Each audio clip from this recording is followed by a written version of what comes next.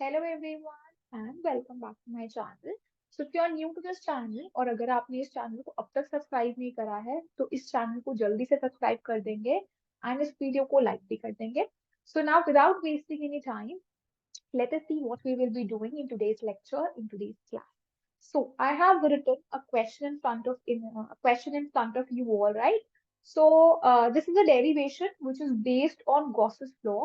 So अगर आप सबको याद हो, हम लोग इससे पहले भी दो derivations कर चुके हैं which were based on Gauss's law. So the first derivation was जिसके अंदर हमने एक thin wire लिया था और उस थिन वायर के अराउंड जो है हमने इलेक्ट्रिक फील्ड इंटेंसिटी का एक एक्सप्रेशन निकाला था and the expression which came was lambda upon 2 pi epsilon naught r, right? तो जैसे मैंने आपको जल्दी से एक्सप्रेशन सुना दिया, आई वांट कि आपको भी वो एक्सप्रेशन जो है बिल्कुल टिप्स पे होना चाहिए because it is a very important formula, it is a very important expression जो आपका किसी भी मतलब न्यूमेरिकल में यूज हो सकता है, राइट?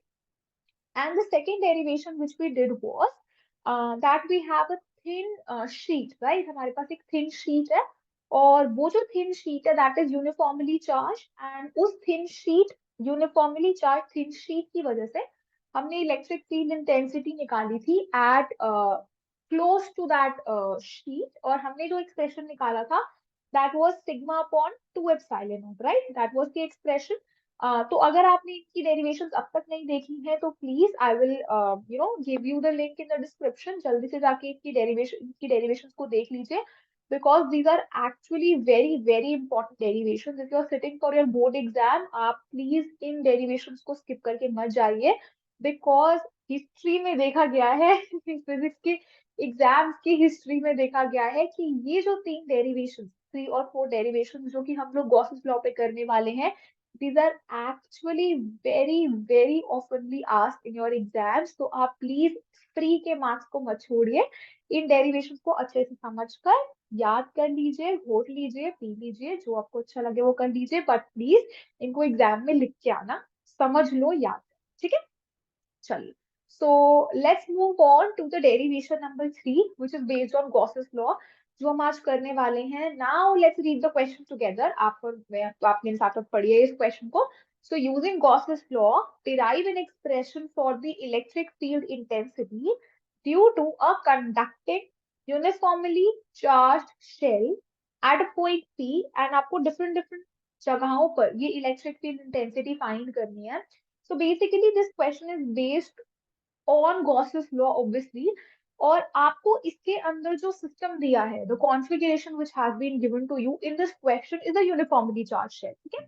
तो इससे पहले हम लोग लाइन कर चुके हैं, हम लोग प्लेन कर चुके हैं। Now we are moving on to spherical, ठीक है? We are moving to spherical shapes. हम लोग दो बहुत इंपॉर्टेंट डेरिवेशंस करने वाले हैं। One is a thin spherical shell and second is when you have conducting shell, right? तो वो जो है कंडक्टिंग शेल और I guess the dielectric shell, right? These are a few derivation जो कि गॉसेस लॉ पे बेस्ड है for the spherical shape, ठीक है? So let's move on to this question. तो हम देखते हैं what is a charge shell. तो शेल से आप क्या समझते हैं? शेल इज बेसिकली, जब भी हम शेल की बात करते हैं तो शेल से हमारा ये मतलब होता है that I have a sphere, ठीक है? आई हैव अ स्फीयर, एक स्फीयर है मेरे पास and this sphere is hollow from inside, ठीक है? So if I have a hollow sphere, अगर मेरे पास एक hollow sphere है जिसका वॉल्यूम अंदर जो है कुछ भरा नहीं हुआ है, खाली है, ठीक है? hollow का मतलब क्या होता है? खाली होना, ठीक है? तो अगर कोई चीज hollow है and that is of a sphere shape, then that is what? That is a shell। तो उसको हम लोग क्या बोलेंगे? शेल बोलेंगे। तो शेल जब भी आप सुनेंगे तो आपके दिमाग में क्या आना चाहिए कि उसके अंदर जो है वो कोई मटेरियल नहीं है, एक आपके पास एक स्फीयर है और वो अंदर से खाली है, ठीक है? It is hollow from inside, that is the shell. चलिए, अब बहुत सारे बच्चों को ये चीज पता भी होगी, जिनको नहीं पता थी इसीलिए मैंने बताया, मेरा काम है सब बच्चों को पढ़ाना ठीक है?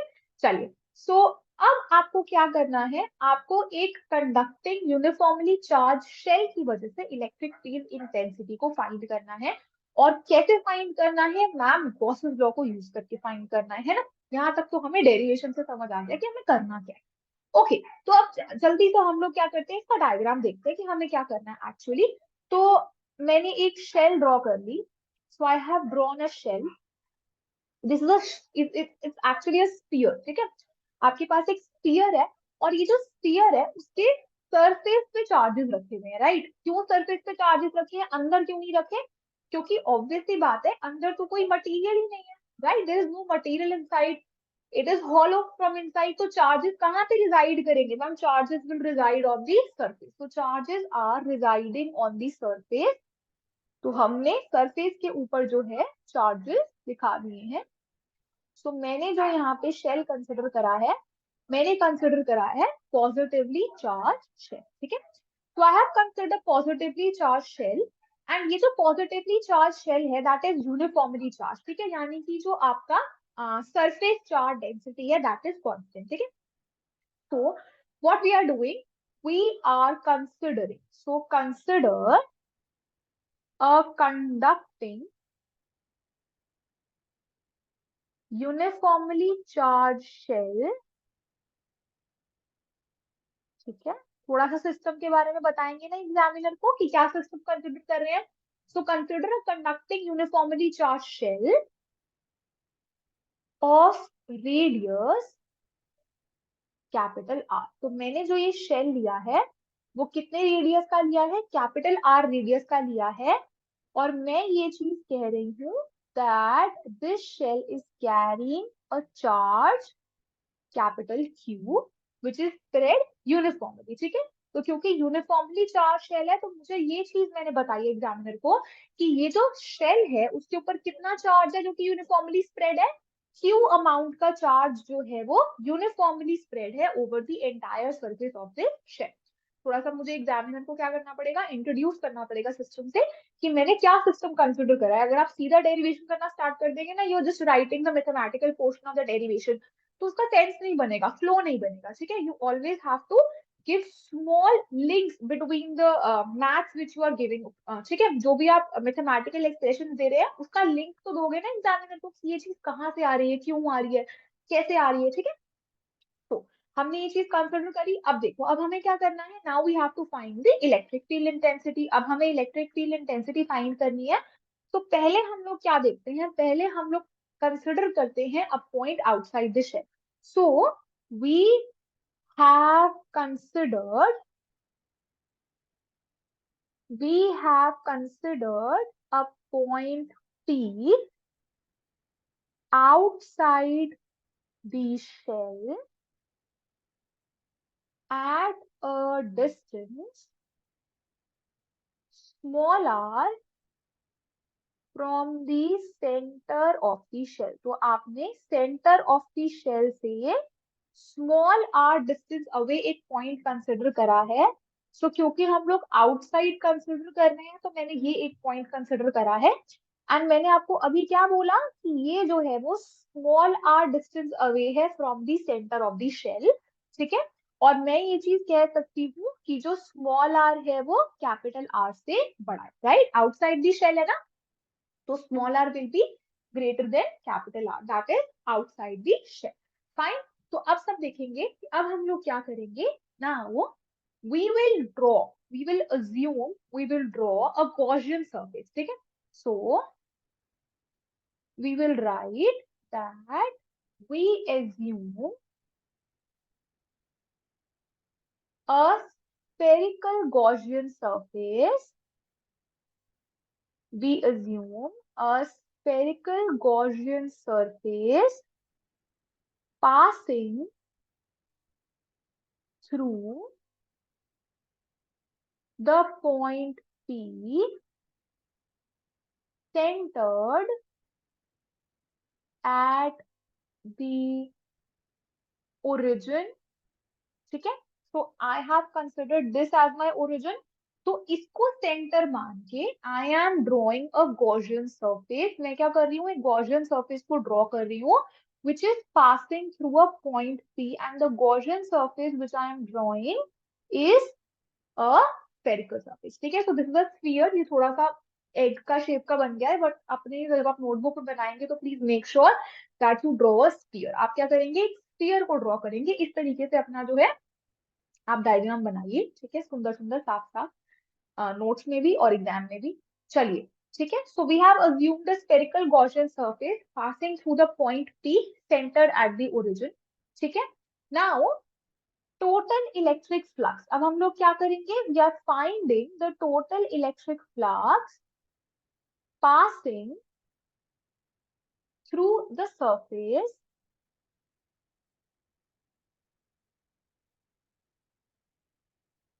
ठीक है.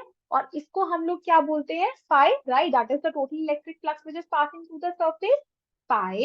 And this phi is given as, कैसे निकालते हैं हम लोग फाई? अगर मेरे पास एक कॉन्टिन्यूस चार्ज सिस्टम है, we will integrate E dot d s, we will integrate E dot d s. ठीक है.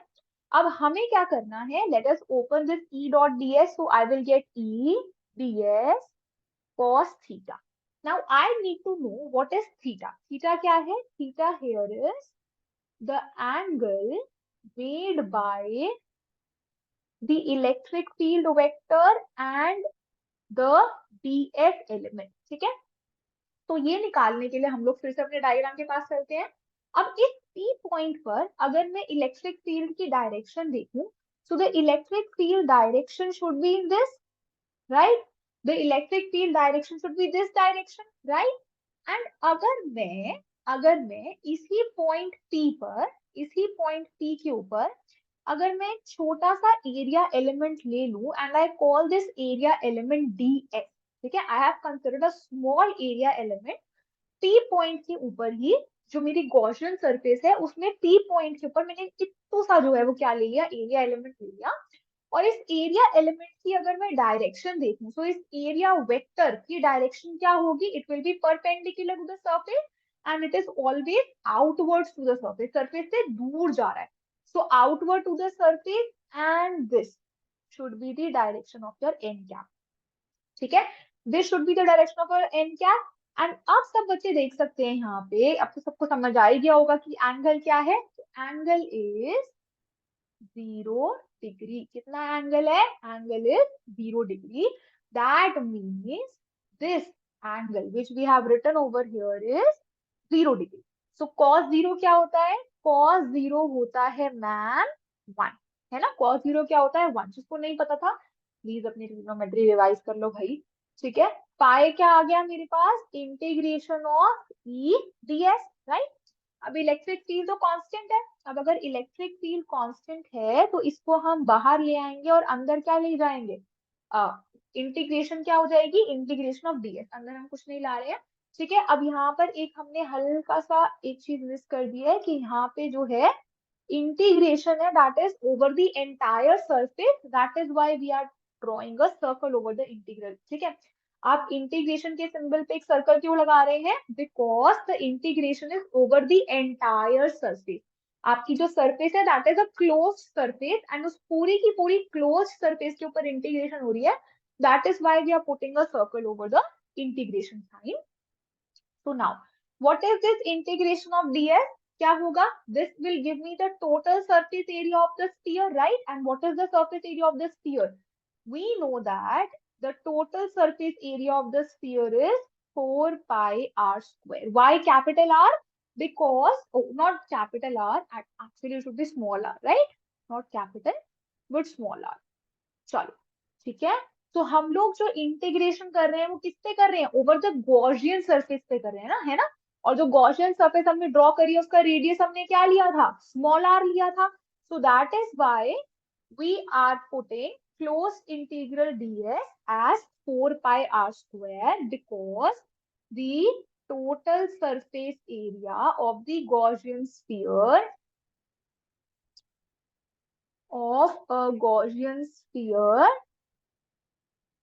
ऑफ रेडियस, क्या है रेडियस गॉसियन स्फीयर का? Small r is equal to 4 pi r square. अब ये r और ये r एक ही है. मैं इधर उधर करती रहती हूँ इन सिंबल्स को. मेरा r लिखने का तरीका हर दूसरी लाइन में चेंज जाता है. सो ठीक है. अगर मैं इसको चलो ठीक कर ही देती हूँ ताकि कंफ्यूज ना हो जाओ आप सब. 4 पाई r स्क्वायर. ठीक है. चलिए. So now we have the total flux which is passing through the surface. ठीक है. हमारे पास क्या है? टोटल फ्लक्स की वैल्यू है which is passing through the surface. Now by Gauss's law by Gauss's law, we know that the total flux passing through the surface phi, passing through a closed surface phi, is equal to charge enclosed by the surface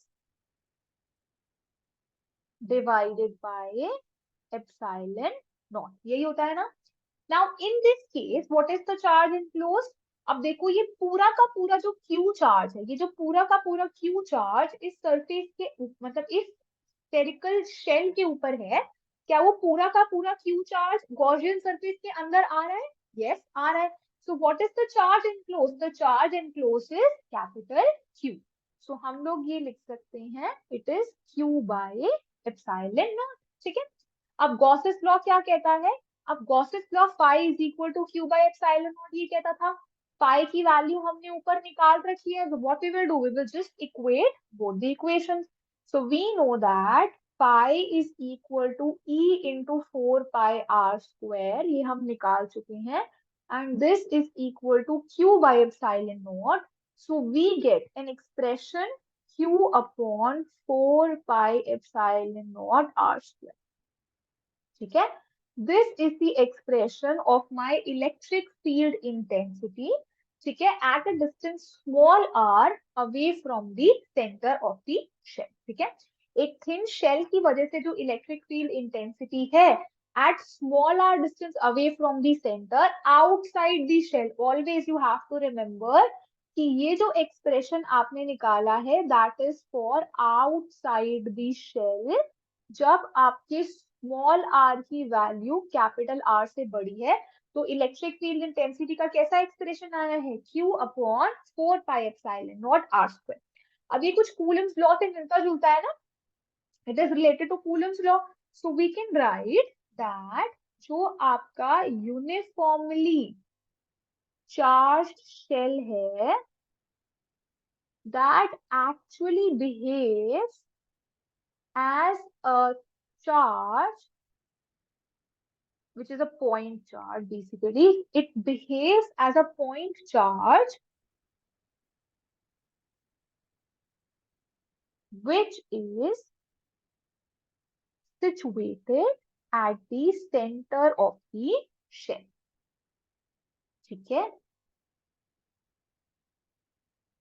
तो ये expression जो है वो हमें बताता है कि अगर मेरे पास एक यूनिफॉर्मली चार्ज शेल है और मैं उससे कुछ r डिस्टेंस अवे जो है इलेक्ट्रिक फील्ड इंटेंसिटी देखती हूँ, तो वो जो यूनिफॉर्मली चार्ज शेल है it is just behaving, it is very similar, it is behaving similarly to a point charge. अगर मैं उस पॉइंट चार्ज को सेंटर ऑफ द शेल पे रख दूं, ठीक है, उस तरीके से जो है ये बिहेव कर रहा है. ठीक है, यानी कि अगर मेरे पास ये जो शेल है और मैं उससे कुछ r डिस्टेंस अवे किसी पॉइंट पर इलेक्ट्रिक फील्ड इंटेंसिटी देख रही हूँ और मैं ये कह रही हूँ कि ये जो शेल है उसके पास कैपिटल Q चार्ज है uniformly spread, then this system is actually same as अगर मैं इस शेल के सेंटर पर Q चार्ज रख दूं और उससे r डिस्टेंस अवे ही इलेक्ट्रिक फील्ड इंटेंसिटी देखूं. दोनों सिस्टम्स के लिए P पॉइंट पर जो इलेक्ट्रिक फील्ड इंटेंसिटी का एक्सप्रेशन है that is same. E at P is same for both the systems. इन दोनों सिस्टम्स के लिए सेम है. Now this is not you don't have to write this in the derivation. आपको ये derivation में नहीं लिखना है. This is just a small note for your understanding. ये मैंने आपको डायग्राम बताया है ताकि आपको समझ आ सके कि इस लाइन का एक्चुअली क्या मतलब है. ठीक है, चलिए, तो हमने क्या करा, हमने outside the shell electric field intensity का एक्सप्रेशन निकाल लिया है. Now let us move on to the next point, that is if the point P is on the surface of the shell. अब आपका अगर point P surface of the shell पे है तो आप कैसे निकालेंगे? Now this is very easy. आपको कुछ भी नहीं करना. आपको क्या करना है, आपको स्मॉल r को कैपिटल R के इक्वल रख देना है इन दिस एक्सप्रेशन. ठीक है, इसी एक्सप्रेशन के अंदर जो आपने यहाँ निकाला है अगर आप शेल की सरफेस पर निकालना चाहते हैं, तो शेल की सरफेस पर अगर मैं एक शेल ड्रॉ कर रही हूँ और ये कैपिटल आर रेडियस की है, तो इसकी सरफेस पर स्मॉल आर की वैल्यू क्या है? कैपिटल आर है ना। इस टी पॉइंट पर स्मॉल आर की वैल्यू क्या है? कैपिटल आर है। तो अगर मुझे इस पॉइंट पर इलेक्ट्रिक फील्ड इंटेंसिटी का एक्सप्रेशन निकालना है, that is equal to the electric field at this point at the surface of the shell is, आपको क्या करना है? इस एक्सप्रेशन के अंदर आपको बस स्मॉल आर के अंदर कैपिटल आर की वैल्यू लिखनी है। तो आपको मिल जाएगा Q upon 4 pi epsilon naught capital R square as your expression for the electric field intensity at small r is equal to R. ठीक है। So on the surface of the shell, you have this. Now let's move to the third point. That is, if the point P is inside the shell, अगर आपका shell के अंदर है point P, तो उस case में क्या होगा? तो जल्दी से ड्रॉ करके देखते हैं हम लोग। If I have a shell like this, ठीक है, और ये जो है वो आर रेडियस की है, and I have considered small r to be less than capital R, और मुझे पता है सारे के सारे चार्जेस कहाँ हैं? सारे के सारे चार्जेस तो सरफेस ऑफ द शेल पे हैं। तो क्या अंदर कोई चार्ज है? अंदर तो कोई भी चार्ज नहीं है। तो if I take a point P which is inside the shell, अगर मैं शेल के अंदर कोई पॉइंट ले लेती हूँ P, और मुझे इस पॉइंट P पे इलेक्ट्रिक फील्ड इंटेंसिटी का एक्सप्रेशन निकालना है, so what we will do, we will again apply Gauss's law. आप क्या करेंगे? आप फिर से गॉसेस लॉ अप्लाई करेंगे। आपको पता है total flux through the Gaussian surface of radius small r is, तो आपने यहाँ पे Gaussian surface ड्रॉ करी थी, है ना। और आपको पता है इलेक्ट्रिक फील्ड इंटेंसिटी का जो डायरेक्शन है वो ये है। यहाँ पे अगर मैं एरिया वेक्टर ड्रॉ करूँ तो एन कैप की डायरेक्शन भी ये है। सो आपको पता है फाई की वैल्यू क्या आनी थी? E into 4 pi r square, यही आनी थी। आपको पता है दैट गॉसेस लॉ ये कहता है that flux is equal to charge enclosed divided by epsilon naught. क्या ये गॉसियन सरफेस कुछ चार्ज एनक्लोज कर रही है? क्या यहाँ पर इस पूरे एरिया में अंदर इस गॉसियन सरफेस के कोई भी चार्ज बैठा है? नहीं मैम, इस गॉसियन सरफेस के अंदर तो कोई भी चार्ज नहीं है। अगर इस गॉसियन सरफेस के अंदर कोई चार्ज नहीं है, so we will have charge enclosed as 0 divided by epsilon naught which is 0। There is no charge inside the surface, right? Surface के अंदर कोई भी चार्ज नहीं है। सो दैट मीन्स कि जो आपका फ्लक्स है which is passing through the surface is 0। तो अगर आपका फ्लक्स 0 है, that means phi is equal to E into 4 pi r square is equal to 0। This implies, अब देखो आपका स्मॉल आर तो 0 हो नहीं सकता, राइट? ऑब्वियसली बात है, स्मॉल आर के not be 0। So this implies that the electric field intensity is equal to 0. ठीक है। So inside the shell, if you are inside the shell, the electric field intensity is equal to 0. ठीक है। अगर आप shell के अंदर किसी point पर हैं, तो इलेक्ट्रिक फील्ड इंटेंसिटी क्या होगी? Electric field intensity will be, ठीक है, तो आपकी इलेक्ट्रिक फील्ड इंटेंसिटी है वो क्या हो जाएगी? 0 हो जाएगी। तो अभी तक हमने क्या देखा? अब तक हमने देखा कि अगर मेरा small r is greater than capital R, यानी कि मैं कहाँ पर हूँ? मैम, मैं शेल के बाहर बैठा हूँ, I am outside the shell.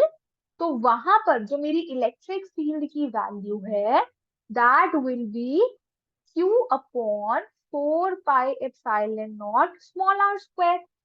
अगर मैम मैं सरफेस ऑफ द शेल पे बैठा हूं, अगर मैं सरफेस ऑफ द शेल पे बैठा हूं, तो मेरी इलेक्ट्रिक फील्ड की वैल्यू क्या है मैम, इंटेंसिटी का एक्सप्रेशन है 4 pi q upon 4 pi epsilon naught capital R square. और मैम अगर मैं गलती से शेल के अंदर चला जाता हूँ, अगर आर जो है वो कैपिटल आर से छोटा है, यानी कि मैं कहाँ हूँ मैम, मैं तो शेल के अंदर हूँ, I am inside the shell. तो मेरे इलेक्ट्रिक फील्ड का एक्सप्रेशन क्या है मैम, इलेक्ट्रिक फील्ड इंटेंसिटी क्या हो जाएगी मैम, इट विल बी रो। ठीक है, so this is the conclusion of your derivation. आपने क्या निकाला इस डेरिवेशन से, इलेक्ट्रिक फील्ड इंटेंसिटी निकाली है in 3 different regions due to a charge, due to a uniformly charge in shell. Fine. अब ये जो आपने यहाँ पे ड्रॉ करा, ये जो आपने यहाँ पे लिखा है कंक्लूजन, इस कंक्लूजन को आपको ग्राफिकली अगर दिखाना हो तो आप कैसे दिखाएंगे, so we will draw a graph where I will use y axis पे electric field intensity and this is my r axis which is the distance from the center। ठीक है, तो आपको लिखना है यहाँ पर ये कौन सा एक्सिस है मैम, ये है इलेक्ट्रिक फील्ड इंटेंसिटी। ठीक है, और ये हमारा ओरिजिन है, this is r which is distance from the centre. ठीक है, डिस्टेंस फ्रॉम द सेंटर, किसका centre, centre of the thin shell. चलिए, अब आप क्या करेंगे, अपने तीनों रीजन को आप देखेंगे कौन सा पॉइंट जो है वो तीनों रीजन को डिवाइड कर, दोनों रीजन को डिवाइड कर रहा है। This small r is equal to capital R. ठीक है, और ये आर क्या है, this r is the radius of the thin shell. ठीक है, ये क्या है, r is the radius of the thin shell. Now what we will do, now we know that r is equal to capital R से जब आप छोटे distance पे हैं, यानी कि इनसाइड द शेल है, इलेक्ट्रिक फील्ड इंटेंसिटी क्या है ma'am, it is zero. So you will say that the electric field intensity is zero inside the shell. ठीक है, तो ये आप जो है इस रीजन को यहाँ पर डिनोट करेंगे r is less than capital R से, एंड यहाँ पे आप लिखेंगे that this region is inside the shell. ठीक है, this region is inside the shell.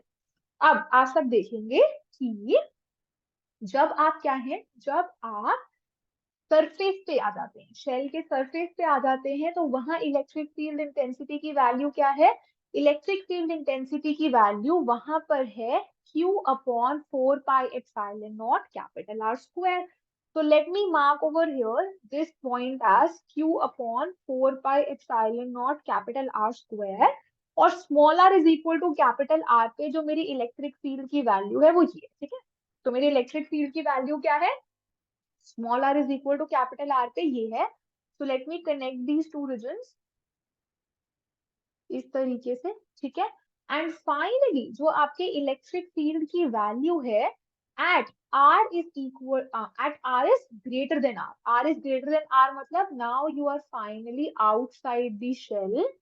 तो अगर आप शेल के आउटसाइड आ जाते हो, आउटसाइड दी शेल हो आप, जब आपका R is greater than capital R, तो आपके पास जो इलेक्ट्रिक फील्ड इंटेंसिटी है वो स्मॉल r पे कैसे डिपेंड करती है, it is inversely proportional to r square, है ना, it is inversely proportional to r square. यहाँ पे देखो आर स्क्वायर बैठा है डिनोमिनेटर में, so this will show a decrease like this, and this decreases, you will write that this is proportional to 1 upon r square।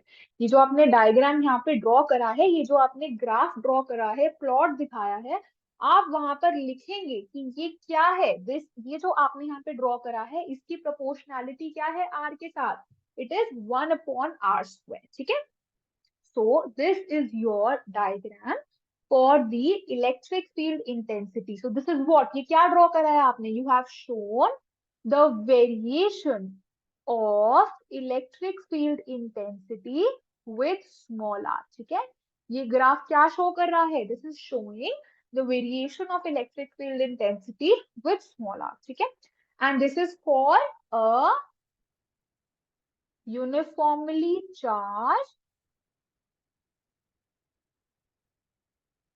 spherical shell। ठीक है, किसके लिए है, एक यूनिफॉर्मली चार्ज स्पेरिकल शेल के लिए आपने वेरिएशन ड्रॉ करी है इलेक्ट्रिक फील्ड की विद स्मॉल आर, ठीक है। सो आई होप आपको समझ आया हो कि ये डेरिवेशन कैसे करनी है। डेफिनेटली नॉट डिफिकल्ट डेरिवेशन, बहुत आसान है, ठीक है आपके लिए। सॉरी बहुत आसान है ये डेरिवेशन, सब बच्चे कर सकते हैं, ठीक है। आपको अगर एक बारी समझ आ गई तो याद करना जो है आपको उसको एक दो बारी लिख के देखिए, आपको अच्छे से याद हो जाएगी, ठीक है। If you still have any doubt, अगर आपको लग रहा है कि आपको इसमें से किसी पार्ट में प्रॉब्लम आ रही है, you can always ask me those problems in the comment section, I will answer all your problems. And thank you so much for watching and I will see you all in the next video. And अगर किसी ने अब तक subscribe नहीं करा मेरा channel तो जल्दी सब्सक्राइब कर लेंगे। चलो, thank you everyone for watching and bye bye.